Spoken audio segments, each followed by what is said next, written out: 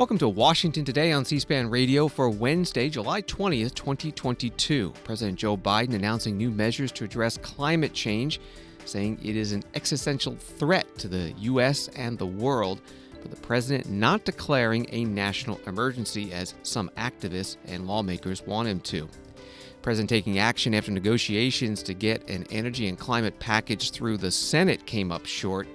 Present today in Massachusetts at a power plant that once burned coal, now involved in offshore wind manufacturing. The Senate today advancing a bill to subsidize semiconductor computer chip manufacturing to have the U.S. better compete with China. And the Majority Leader Chuck Schumer saying the test vote shows enough Republican support that perhaps some other parts of a larger competitiveness bill can be added. The mayor of Highland Park, Illinois, site of a recent mass shooting, urging senators today to ban assault weapons. The First Lady of Ukraine speaking to members of the U.S. House and Senate in Washington, requesting more weapons in the war against Russia's invasion. While at the Pentagon, the Defense Secretary announcing the U.S. will send Ukraine more long-range rocket systems. And British Prime Minister Boris Johnson, who has announced his resignation, faces members of Parliament for a final time in Prime Minister's questions. We'll hear from Boris Johnson and talk with C-SPAN's Westminster correspondent Peter Knowles in London about Johnson's legacy and the race to replace him as leader of the Conservative Party and the next Prime Minister. From CNBC, an article, President Joe Biden announced new executive steps to combat climate change on Wednesday, but fell short of using a climate emergency declaration as some Democrats had called for amid stalled negotiations over major environmental legislation in Washington. The president announced the initiative during a speech at a former coal-fired plant in Somerset, Massachusetts. The plant will host a cable manufacturing facility to support offshore wind industry. That from CNBC. Here's President Biden. We see it here in America, in red states and blue states.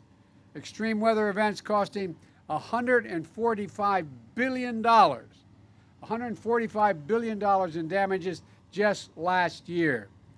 More powerful and destructive hurricanes and tornadoes. I've flown over the vast majority of them out west and down in Louisiana, all across America. It's amazing to see. Ravaging 100-year-old droughts occurring every few years instead of every 100 years. Wildfires out west that have burned and destroyed more than 5 million acres, everything in its path. That is more land than the entire state of New Jersey from New York down to the tip of Delaware. It's amazing. 5 million acres. Our national security is at stake as well. Extreme weather is already damaging our military installations here in the States, and our economy is at risk. So we have to act. Extreme weather disrupts supply chains, causing delays and shortages for consumers and businesses. Climate change is literally an existential threat to our nation and to the world. So my message today is this. Since Congress is not acting as it should, and these guys here are, but we're not getting many Republican votes, this is an emergency. And I will look at it that way. I said last week, and I'll say it again loud and clear. As president, I'll use my executive powers to combat the climate crisis in the absence of congressional action, notwithstanding their incredible action. In the coming days, my administration will announce the executive actions we have developed to combat this emergency. We need to act. We just take a look around. Right now, 100 million Americans are under heat alert. 100 million Americans. 90 communities across America set records for high temperatures just this year, including here in New England as we speak. And by the way, records have been set in the Arctic and the Antarctic. Temperatures that are just unbelievable, melting the permafrost. It's astounding the damage that's being done. And this crisis impacts every aspect of our everyday life. That's why today I'm making the largest investment ever, $2.3 billion, to help communities across the country build infrastructure that's designed to withstand the full range of disasters we've been seeing up to today. Extreme heat, drought, flooding, hurricanes, tornadoes. Right now, there are millions of people suffering from extreme heat at home. So my team is also working with the states to deploy $385 million right now. For the first time, states will be able to use federal funds to pay for air conditioners in homes, set up community cooling centers in schools where people can get through these extreme heat crises. And I mean people in crises that are 100 to 117 degrees. President Biden at the Brayton Point Power Station, Somerset, Massachusetts, a now closed coal-fired plant.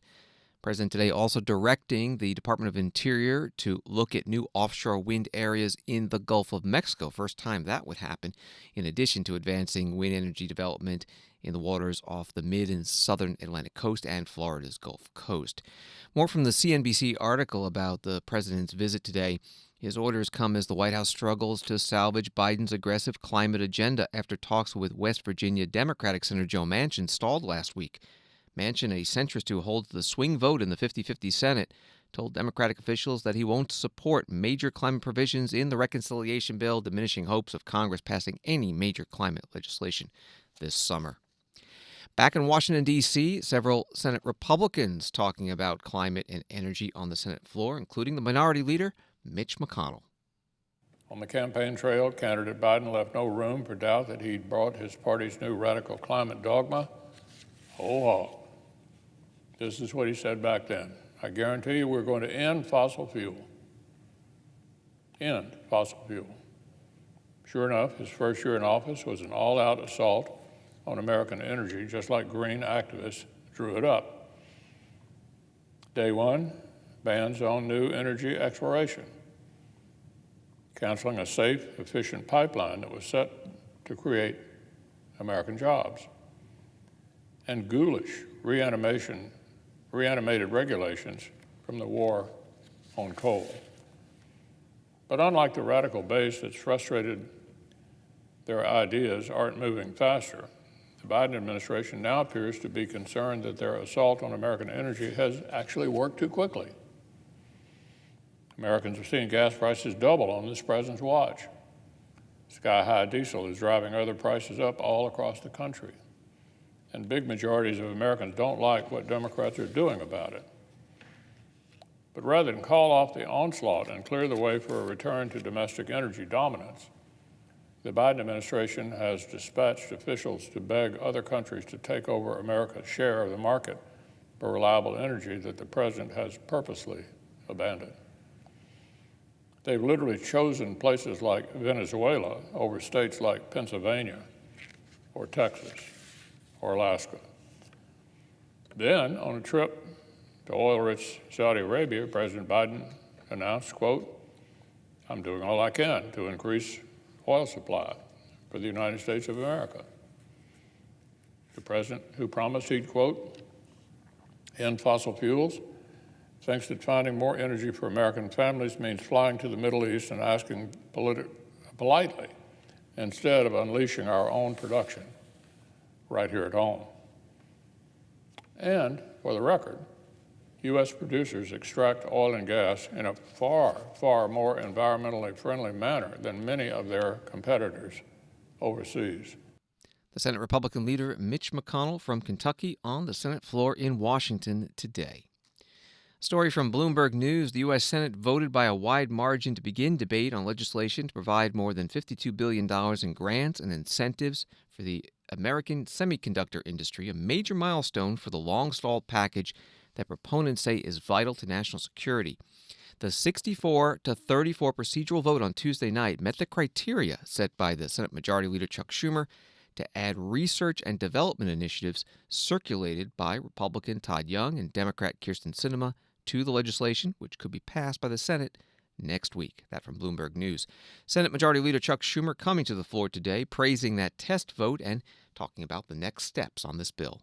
Last night, the Senate crossed a critical threshold on our way to passing major legislation to lower costs, increase manufacturing, strengthen supply chains, and preserve American competitiveness in the 21st century. I want everyone to note the final margin of last night's vote, 64-34. That's a clear signal that after a lot of hard work and after a lot of compromise from both sides, the path is clear for this CHIPS Plus bill to reach final passage. This has been bipartisan work in the Senate at its best.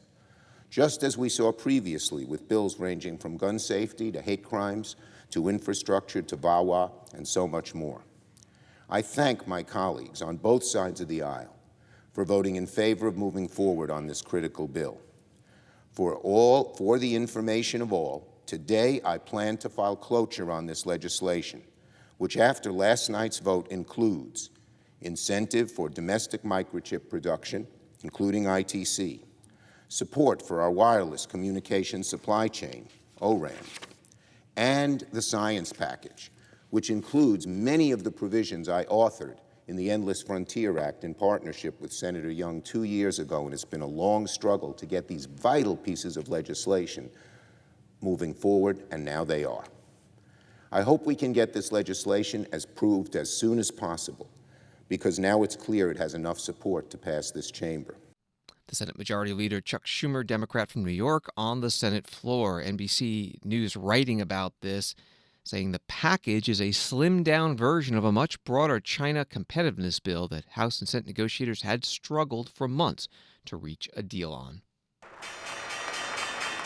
Wall Street today, the Dow up 47, NASDAQ up 184, S&P up 23.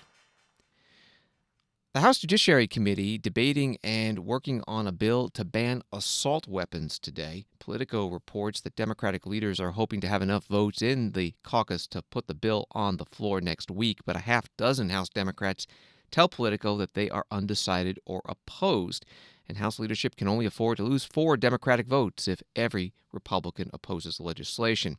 Meanwhile, on the Senate side, the Judiciary Committee holding a hearing about the mass shooting in Highland Park, Illinois, at the 4th of July parade, one gunman killing 7 people and wounding dozens more. One of the witnesses, Highland Park Mayor Nancy Rotering, a Democrat, urging a ban on assault weapons. Governor J.B. Pritzker and I attended the funerals. We heard about Jackie Sondheim's love of knitting and Eduardo Uvaldo missing his 70th birthday just 4 days later on July 8th. We heard how hot shrapnel had melted into the arms and legs of his relatives. Stephen Strauss's widow asked, was he unconscious? Was he alone? And the response was no. Police Commander Jerry Cameron did CPR and stayed with him the entire time. Several of Nicholas Toledo's grandchildren attended his funeral on crutches, gunshot victims themselves. The impact of the gunfire on their grandfather required a closed casket. Sitting with him at the parade, they experienced firsthand the gory effect that this ammunition with this velocity has when hitting a human head. Dr. Keely Roberts left the hospital immediately after her own major surgery to be with her 8-year-old son, Cooper, whose shredded esophagus, ripped liver, and severed spinal cord continue to threaten his life. His twin brother, Luke, was shot in the leg. Liz Turnipseed's 3-year-old daughter was handed to strangers while Liz was rushed to the hospital because a bullet pierced her pelvis. She has shrapnel in her leg, and she may never walk unassisted again. Less than a minute is all it took for a person with an assault weapon to shoot 83 rounds into a crowd, forever changing so many lives.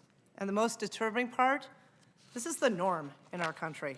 Highland Park had the uniquely American experience of a 4th of July parade turn into what has now become a uniquely American experience of a mass shooting. How do we call this freedom?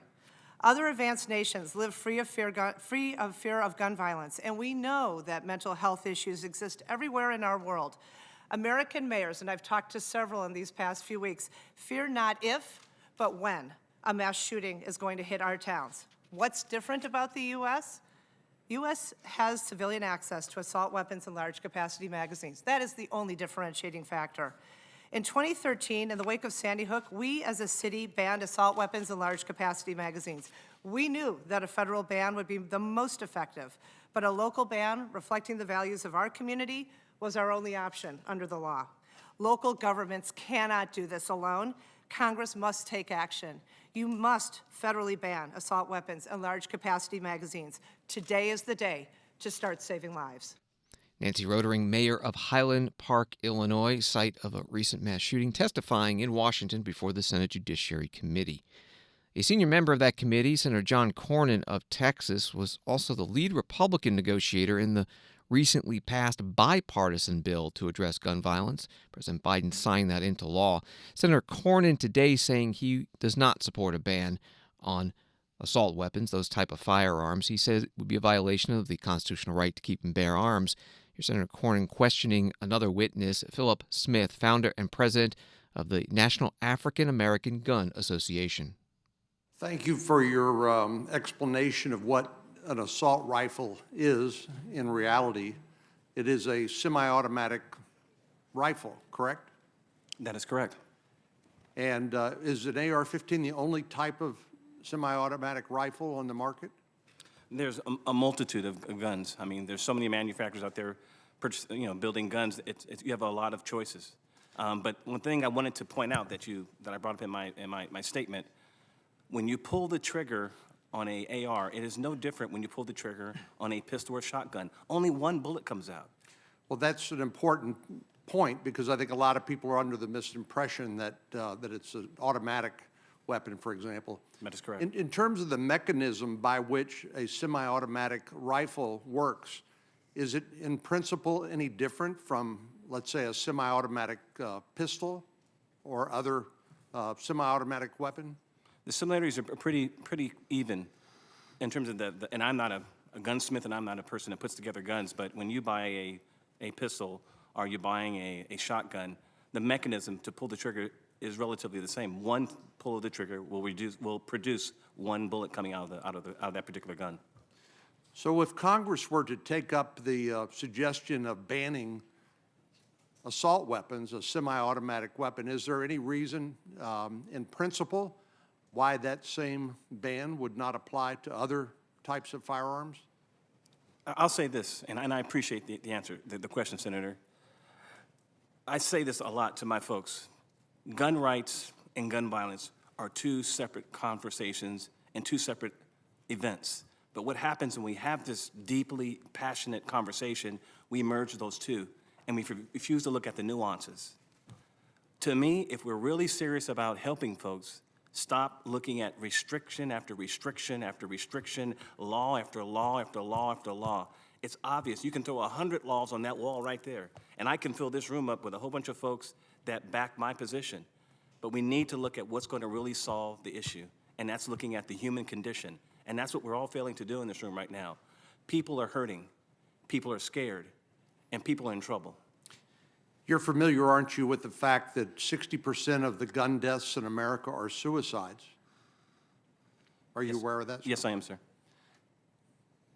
Thank you. Thank you. Senator John Cornyn, Republican from Texas, questioning Philip Smith from the National African American Gun Association. Today's Senate Judiciary Committee hearing focusing on the mass shooting in Highland Park, Illinois. An article from the Associated Press, the head of the Food and Drug Administration has asked for a review of the agency's food and tobacco programs following months of criticism over their handling of the baby formula shortage and e-cigarette reviews. Tuesday's announcement comes as FDA Commissioner Dr. Robert Califf attempts to push past several controversies that have dominated his second stint running the agency, including the delayed response to contamination problems at the country's largest infant formula plant. That from AP. The announcement also coming ahead of Dr. Califf's testimony today before the Senate Appropriations Subcommittee that oversees the FDA. We covered it on C-SPAN. Here is the subcommittee chair, Tammy Baldwin, Democrat of Wisconsin, questioning Dr. Califf. You'll also hear from another witness, Susan Main, who heads FDA's Center for Food Safety and Applied Nutrition. I'm sure you're all familiar with a Politico article that was published in April. It quoted several people who agreed that the agency is simply not working in order to advance food safety. Some of the quotes included broken, Byzantine, ridiculous, a joke. I'd ask both Dr. Main and Dr. Califf how you responded to such very strong criticism and how you responded to the article itself. If I may, could I go first, and then I would like to definitely give Dr. Main the floor. I just want to vigorously rebut the way those comments were made. Mm-hmm. We have the safest food in the world, and every expert I've talked with, the CDC monitors this carefully. our food is as safe as it's ever been. So to say it's not working is, in my view, just incorrect. That doesn't mean it can't be a lot better and that there aren't major problems. So, that's why we're doing this top-down review and plan to make significant changes. But some of the people quoted in that have been in leadership within the FDA. I could say they had a chance to fix it. It's not so easy to fix. So we all need to work together on this collaboratively, but also there's accountability, so we are going to need to make changes. Yeah. Dr. Main? And thank you for the question, Senator Baldwin. And what I will say is food safety is not a joke at CIFSAN. It is our mission within CIFSAN, and as Senator Director, I can tell you it is one of my absolute top priorities. That being said, we do take all criticism seriously and are always looking forward to ways that we can continually modernize and improve our work within the center. So that's a priority for us. I will say, reflecting back on the last 10 years, we have accomplished a tremendous amount in the foods program. For example, with food safety, the establishment of whole genome sequencing, which is game-changing globally in food safety, that was work that came out of CIFSAN. Also, our work with regard to FSMA implementation, the foundational rules that have come out, 50 guidances to help move industry to the prevention-oriented framework that you all envisioned with FSMA, that is really important and notable progress forward.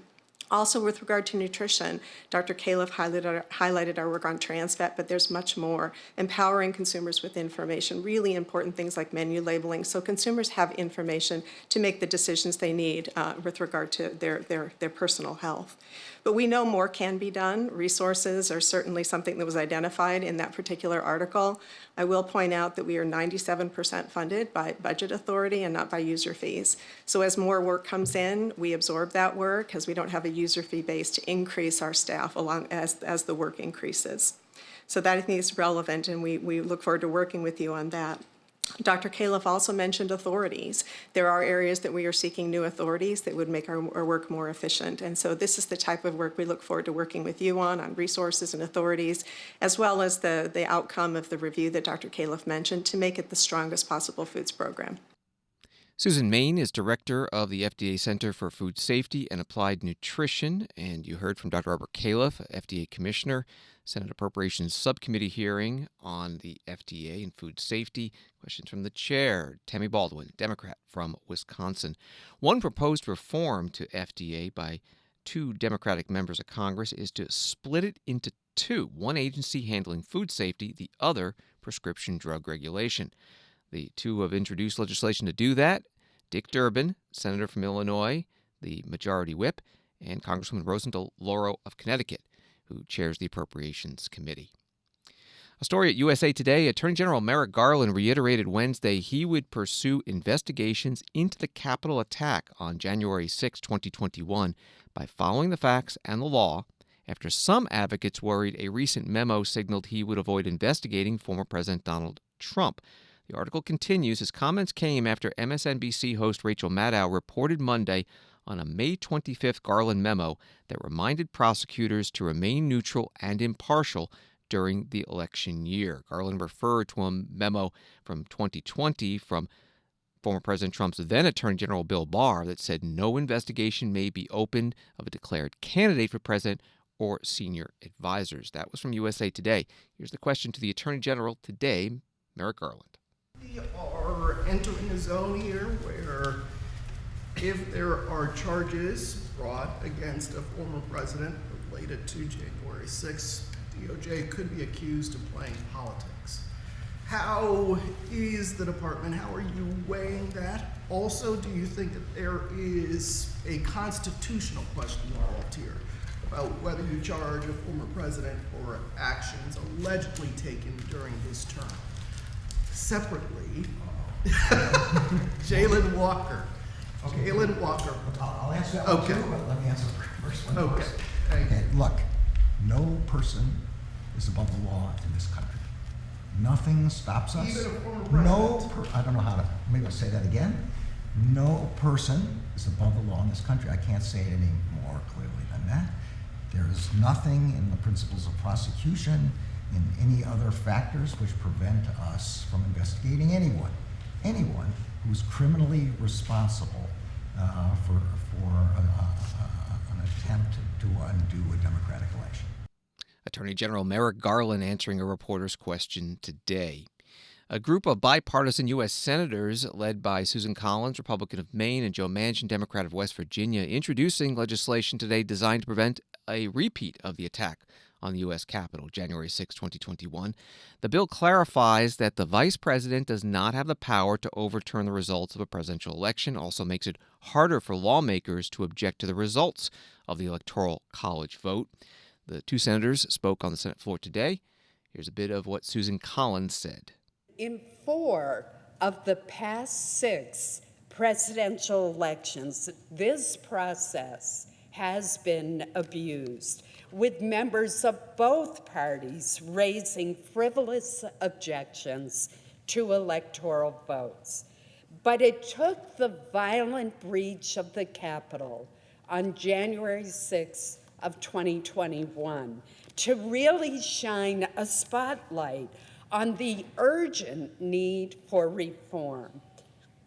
Over the past several months, Senator Manchin and I have worked with a terrific bipartisan group of senators who are united in our determination to prevent the flaws in this 135-year-old law from being used to undermine future presidential elections. Senator Susan Collins on the Senate floor. Next stop for this legislation is the Senate Rules and Administration Committee. Washington Today continues in a moment. Here are some of the live programs Thursday on C-SPAN Radio. At 10 a.m. Eastern, a Senate Banking Committee hearing on high housing costs and ways to help families better afford rent and mortgage payments. And at 8 p.m. Eastern, the House January 6th Committee holds its final scheduled hearing looking at former President Trump's actions during the attack on the U.S. Capitol. You can hear these events live on the C-SPAN Now app or ask your smart speaker to play C-SPAN Radio.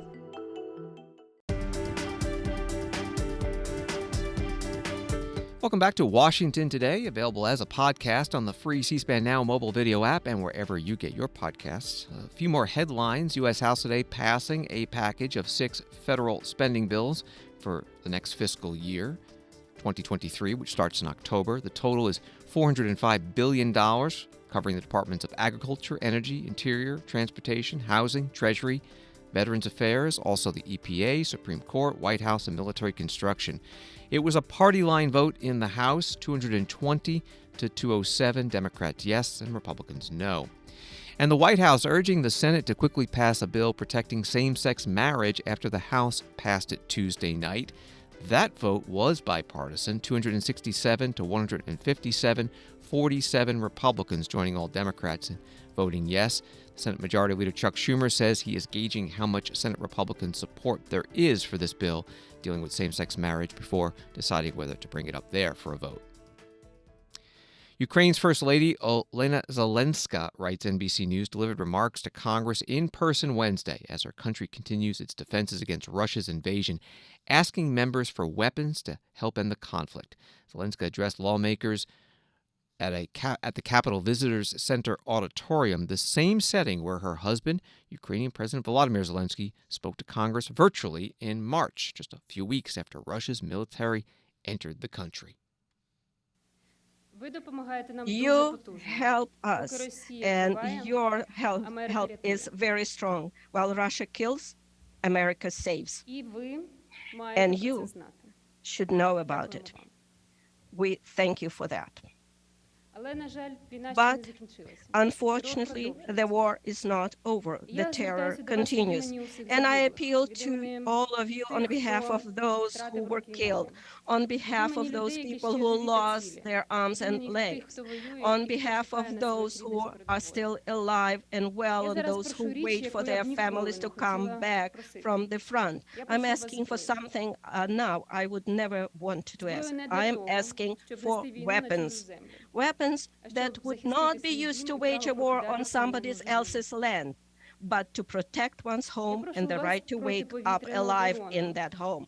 I'm asking for air defense systems in order for rockets not to be killed, not to kill children in their strollers, in order for rockets not to destroy children's rooms and kill entire families. I know that you, ladies and gentlemen, will be leaving for the traditional congressional recess in a week, and all of you will be able to return to your offices in the fall, and probably all of you have already your calendar and schedule for September. This is normal. And it is precisely this normalcy that we Ukrainians are deprived of now. Will my son be able to return to his school in the fall? I don't know, like millions of mothers in Ukraine. Will my daughter be able to go to university and at the beginning of the academic year and experience normal student life? I cannot answer. What should Ukrainian teachers prepare for? To work in classrooms or in bomb shelters? We would have answers if we had air defense systems. Olena Zelenska, wife of the Ukrainian President Volodymyr Zelensky, in Washington, D.C. on Capitol Hill, speaking to members of the U.S. House and Senate. She also played video behind her of civilian victims of Russia's war in Ukraine, especially children killed or injured. The Pentagon today announcing the U.S. will be sending more high-mobility artillery rocket systems, or HIMARS, to Ukraine. Reuters reporting that Ukraine says it has carried out successful strikes on 30 Russian logistics and ammunition hubs using several multiple launch rocket systems recently supplied by the West. HIMARS have a longer range and are more precise than the Soviet-era artillery that Ukraine has had in its arsenal. More on this at the Pentagon briefing today with the Defense Secretary Lloyd Austin and General Mark Milley, Chair of the Joint Chiefs of Staff. Tom Bowman from National Public Radio. Mr. Secretary, so you're going to send 16 HIMARS to Ukraine, as you said. Any sense, you said you'd be sending more, any sense, ballpark, how many more systems you'll be sending? Is it double that number or even more, number one? And number two, as the General said, the rounds being shot by the HIMARS can go 40 kilometers. But there are more sophisticated rounds that can go up to 180 miles, like the Army's ATACMS system. That would allow the Ukrainians to hit Russian targets all over the country, including into Crimea. So are you considering longer range rounds for Ukraine? Thanks, Tom. The range of HIMARS or Gimler's round is 80 kilometers, and so that's pretty good reach, and so it has allowed and will continue to allow them to get after those longer range targets that they've been unable to reach, and I think they've been very effective in the way that they've gone about targeting, and so they're creating effects that I think we'll see pay dividends going forward. And just for clarification, we provided them 12 systems to date. I just said we're going to provide them another 4. That brings a total up to 16, not an additional 16. Just want to make sure we're clear on that. And so, as the chairman has said, we are in contact with Minister Reznikov and the Chief of Defense every week, and we're listening to what's going on with the fight and getting their analysis, and then providing them capability as needed. Now, providing a weapon system is one thing, but you have to provide the training for the weapon system along with that. And you have to have the munitions to match the weapon system. And again, if we're thoughtful about how we're using these systems, these are pretty sophisticated systems. They're incredibly accurate. And so how you employ them and how you integrate that system with other battlefield systems, I think is pretty key.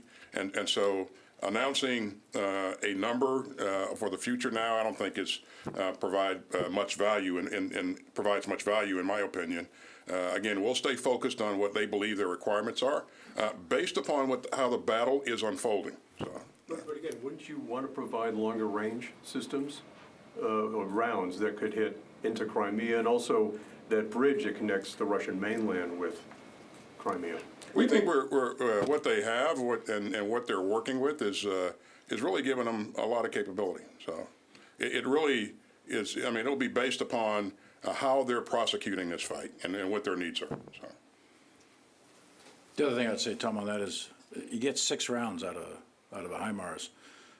With the Gimlers, you only get 1 if you use a TAC. So, there's a difference there in volume. Volume matters, and they're both point, they're both precision, and they're both very effective. But right now, the Gimlers is really fulfilling their need, and every time I talk to General Zaluzny, they're being very, very successful with them. General Mark Milley, chair of the Joint Chiefs of Staff, and Defense Secretary Lloyd Austin with reporters in the Pentagon briefing room. The Russian Foreign Minister Sergei Lavrov announcing today that Russia's military objectives in Ukraine now extend beyond the eastern Donbas region and include seizing portions of Ukraine's south. In Great Britain, Prime Minister Boris Johnson taking part in his final Prime Minister's questions in the House of Commons. He announced a couple of weeks ago he would resign once a new leader of the British Conservative Party is chosen. That will become the new Prime Minister. In a couple of minutes, we'll talk about Boris Johnson's years in office and also the race to succeed him, now down to 2 candidates. But first, here's some of Prime Minister's questions. Labour MP Kim Leadbeater questioning Prime Minister Johnson. Mr. Speaker, as you rightly say, last week I told the House that this was possibly, that last week was possibly my last PMQs.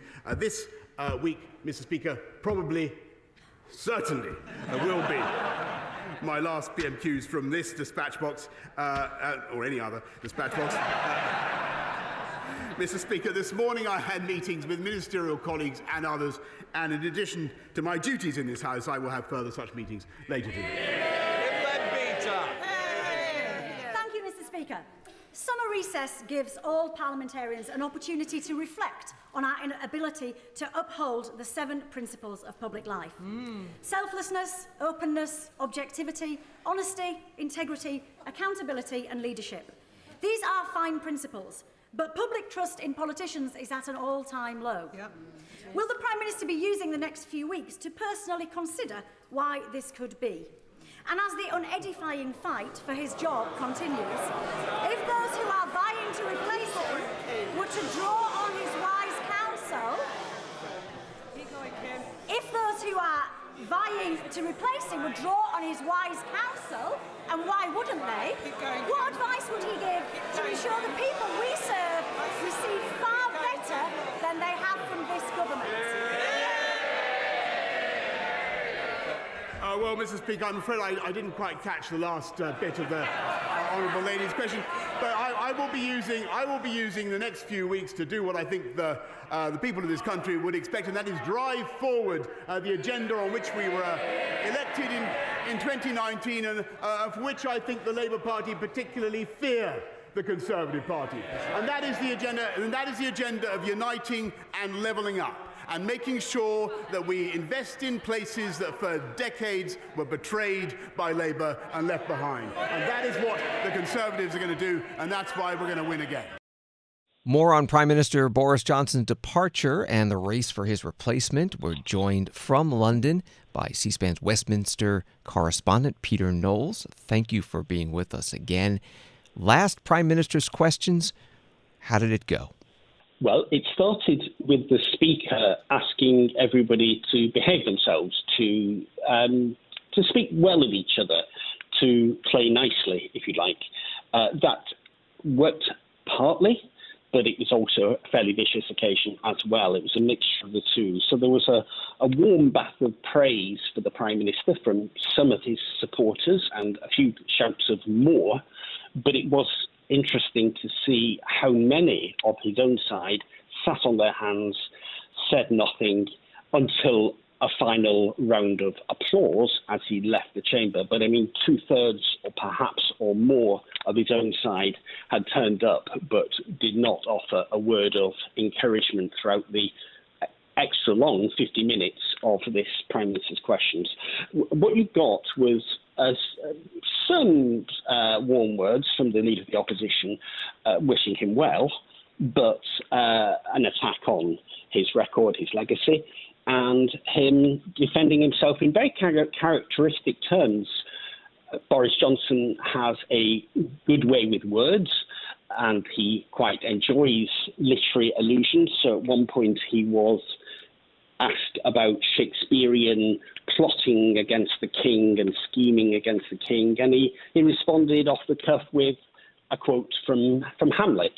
And he also came up with one of his characteristic insults, newly coined insults for the Leader of the Opposition, which got most of the chamber laughing, which is when he called the Leader of the Opposition, Keir Starmer, a great pointless human bollard. So a very characteristic performance by the Prime Minister. What will be Prime Minister Boris Johnson's legacy? He draws attention to three things: the strong support for Ukraine from early days against Russian aggression, the enactment of the democratic decision of the British people to leave the European Union, that's Brexit, which had become utterly confused and becalmed before his time, and the very speedy rollout of vaccination against COVID and relatively early release from lockdown. So those are the three things that he wants to be remembered by. Now, the opposition, of whom there are many voices from many quarters, including from, as we've heard in the last 2 weeks, from his own side, I think they would draw attention to three things. Ukraine is not in question, not in doubt on any side. It doesn't get queried, his stance over Ukraine. Brexit, for those who voted Remain and those who think it's an economic disaster, well, Brexit is Brexit, and they blame him for it rather than give him the credit for it. On COVID, although it's accepted that vaccination went well, there were pretty poor death rates, death figures in this country before that, and a tremendous amount of money spent, not all of it terribly wisely, on precautions. But there is a third thing, and it's the thing that brought him down, which is the question of governmental integrity and his own integrity and his own honesty and his relationship, as some have put it, with the truth. And that came quite seriously under question, especially in recent months. And it led directly to the resignation of some of his most senior ministers, and then a whole swathe of his ministers, to the point where really government looked like it couldn't function anymore. And 2 weeks ago, and he was left with no choice but to go. We're talking with Peter Knowles, C-SPAN's Westminster correspondent in London. The race to replace Boris Johnson as leader of the Conservative Party and become the next Prime Minister has been going on for a week. The candidates have been whittled down through a series of votes. What's the status?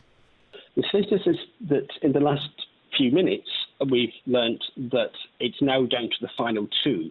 So that is the former Chancellor of the Exchequer, Rishi Sunak, versus the current Foreign Secretary, Liz Truss. So at this point, the role of the MPs is largely over. They've had the job of selecting from an initial field of 11 down to 2, and for a series of rounds of votes. Some of those 11 didn't qualify even for the first round. They've taken a week to get it down to 2, and those are the final 2. So now it goes to the membership, the party membership, about whom not a lot is known. We don't even know for sure how many there are. I mean, estimates are around between 160 and maybe 200,000 people. And it's a primary process. I mean, that's how I describe it in American terms. But it's a primary process that leads, of course, directly to the appointment of the next Prime Minister. So that process is now underway. Those two will go head-to-head in a TV debate and many, many hustings around the country over the next few weeks. But as the voting papers go out to members in a couple of weeks' time, it could be that enough votes have been cast by, let's say, the end of the first week of August for the result to be a foregone conclusion. Not that anybody will know the numbers. We won't find out the numbers until the beginning of September, just in time for the very next Prime Minister's questions, which is the one when Parliament comes back after the summer recess. As these two final candidates now go out and try to get the votes of the party membership, what type of campaigning will they do? very interesting question. It's been pretty vicious so far. The candidates took part in larger groups in TV hustings over the last week in which they tore lumps out of each other, and has caused the Conservative Party some real anxiety as to how it survives this. Because one of the features of Prime Minister's questions was that Keir Starmer, the leader of the Labour opposition, was able to simply quote back at the Prime Minister horrid things that the candidates had been saying about each other. Plus, you've got the backstage scheming that's been going on, where the candidates have been briefing, or their teams at least, have been briefing against each other. So it's been pretty nasty stuff in the last few days. Whether it will carry on like that or calm down a bit as it's simply two people presenting their vision and their ideas against each other, one defending his record as Chancellor of the Exchequer on problematic things like the rate of inflation, which is now very high, and the level of debt and the level of taxation. And so far in the campaign, the level of taxation of personal taxes and business taxes has been a major issue, because the Conservative Party traditionally has stood for low taxes, but it is presiding over a period of high taxation. So that is a real point of difference between the candidates, how they approach that. Do they go for immediate tax cuts, or do they say we'll do tax cuts when we can afford it? So that's one major fault line in this campaign that's already opened up. And in terms of how the campaign will be operating, will there be TV ads and the traditional campaigning? No, there's TV ads are banned, which may come as a surprise, but it has the advantage of making this electoral process extraordinarily cheap by most countries' standards. So the candidates are limited to a spend of £300,000 each for the whole campaign, plus travel costs. So that's $360,000 each. So the whole entire campaign is to be conducted for less than $1 million. So that's different from some places. And that's a lot of that's to do with the fact that a lot of the campaign is on free television, free TV debates, and of course via the internet. And final question: when the new leader is chosen, how will, depending upon who it is, I guess, how will things be different in terms of policy and leadership qualities versus Boris Johnson?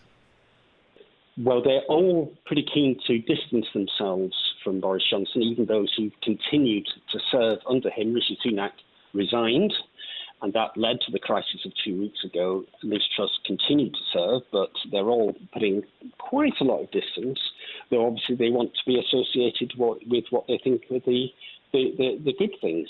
What I know, talking to Conservative members who I know, the ones who've actually got the vote, because the wider public doesn't have a vote in this, is that I think they've been an awful lot clearer about who they didn't want to win this election than who they do want. So there's some serious thinking to be done, and you could see some wistfulness, I have to say, on the faces of some Conservative MPs today, looking at Boris Johnson performing very comfortably and appearing to enjoy it in Prime Minister's questions, and wondering if the next person will be the same. But some things won't change, in that nobody is suggesting that Brexit was a major problem. So there's no possible scenario in which Britain starts to make moves to rejoin the EU. We can forget about that. There's no suggestion that of any change in policy on Ukraine. I think where the major changes will be are on the economy, where the candidates will want to say, well, we had to do things like this under Boris Johnson, but now we're going to do things in a different way, and we're going to aim for lower spending and lower taxation. Everybody's going to be saying that, just a question of the rate of change. But the biggest difference is going back to the point about integrity. They're all wanting to be seen as the candidates who themselves show personal integrity, and that government will be conducted properly and not chaotically, and there'll be no bending the rules. So that is going to be an important part of the pitch of both the candidates. Peter Knowles is C-SPAN's Westminster correspondent, joining us from London. Thank you very much. Thank you. And back to Prime Minister's questions. Boris Johnson's final one. He spent the last couple of minutes defending his record. Here's the last 30 seconds of what he said.